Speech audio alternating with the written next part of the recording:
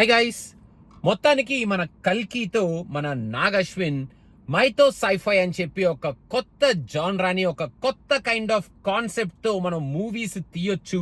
మన Indian history అనాలి, mythology అనాలో, దానికి ఆన్సర్, బ్యాలెన్స్డ్ ఆన్సర్ మన నాగ్ అశ్వినే చెప్పేశాడు. సో ఈ డిబేట్ మనం ఈ వీడియోలో పెట్టుకోవద్దు. సో నేను ఆ టర్మ్స్ ని పక్కన పెట్టేసి మన Indian super heroes based movies మనం తీయొచ్చు, అటు మైతో సైఫై అని చెప్పి మన ఫ్యూచర్ ని మన పాస్ట్ ని కలపొచ్చు అన్నట్టు ఈ సినిమాని మనం ముందుకు తీసుకొచ్చి ఇంటర్నేషనల్ ఆడియన్స్ కి, ఇండియన్ ఆడియన్స్ కి సక్సెస్ కొట్టొచ్చు. కరెక్ట్ గా రీసెర్చ్ చేసి సినిమాని ప్రాపర్ గా అనలైజ్ చేసి సూపర్ గా ఆడియన్స్ ని ఎంటర్టైన్ చేస్తూ ప్రెజెంట్ చేస్తే అని ఆల్రెడీ ప్రూవ్ చేసేసాడు.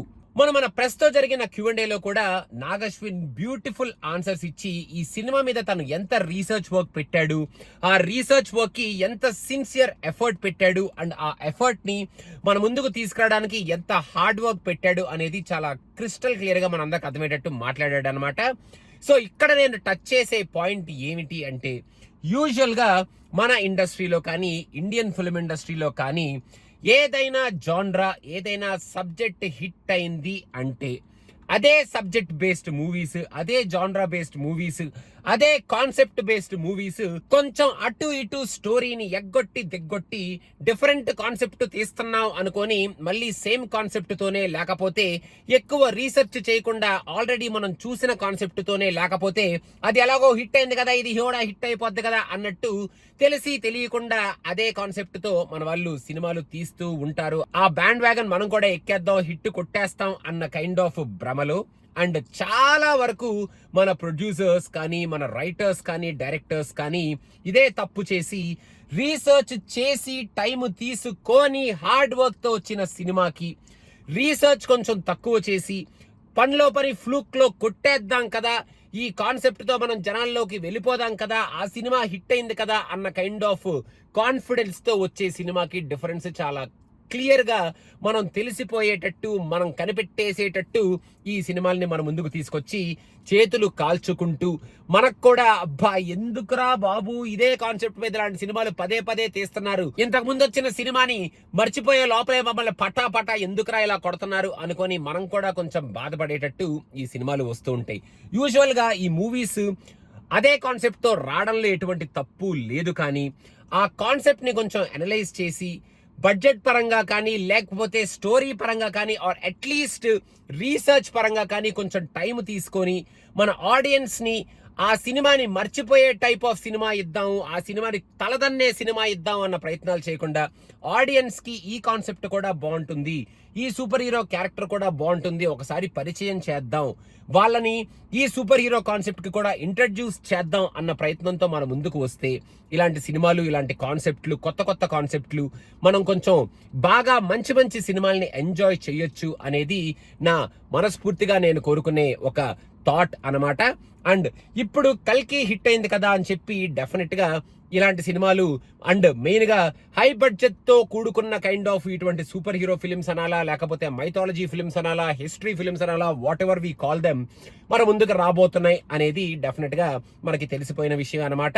ఇంతకుముందు హాలీవుడ్ లో ఇమ్మోర్టల్ టేల్స్ ఆఫ్ అశ్వత్థామ అని చెప్పి హీరో ఇంకా ఫిక్స్ అవ్వలేదు, కానీ ఆ సినిమాని వాళ్ళు అనౌన్స్ చేసేసారు. వికీ కౌశల్ అన్నారు, ఇప్పుడు షాహిద్ కపూర్ అంటున్నారు. మరి ఎవరో కరెక్ట్ గా చేస్తారా సినిమా తెలియదు, కానీ ఆ సినిమా డెఫినెట్ గా మనకి ఇప్పుడు ముందుకొచ్చే ప్రయత్నం చేస్తారు మన మేకర్స్ అని అర్థమవుతుంది. కర్ణ అని చెప్పి కూడా మన విక్రమ్ తో ఒక సినిమా అనౌన్స్ చేశారు. ఆ మూవీ కూడా నాకు తెలిసి ఇంకా ముందుకు వెళ్తుంది.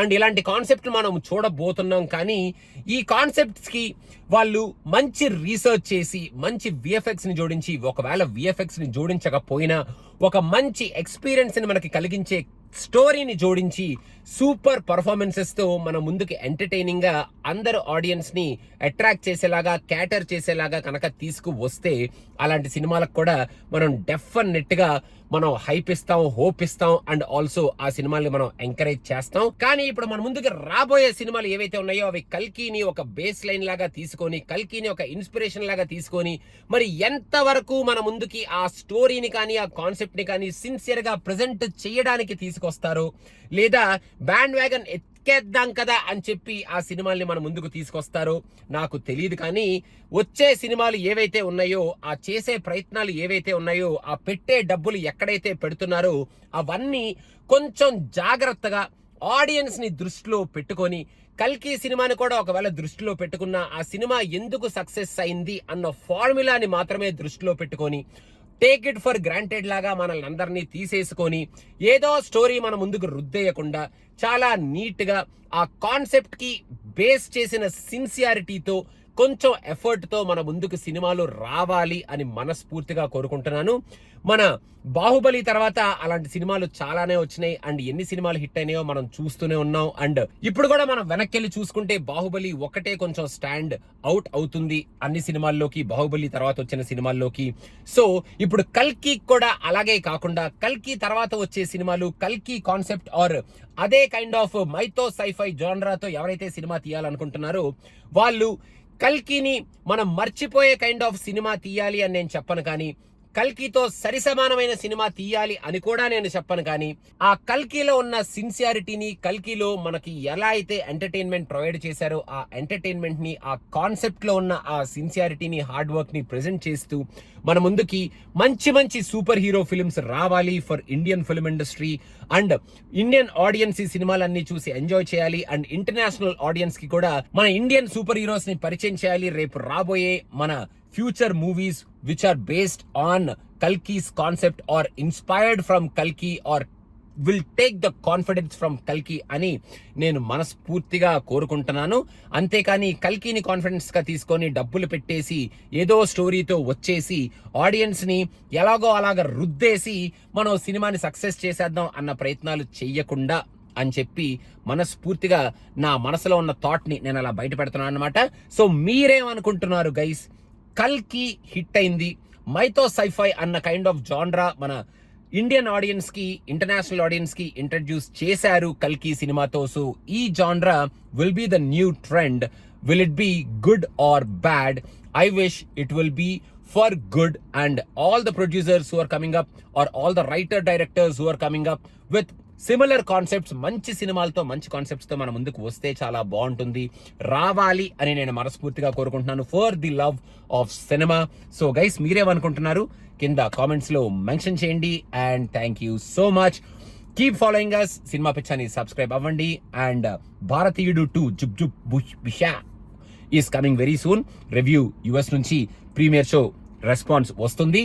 So stay tuned and please do subscribe to Cinema Picha. Thank you so much.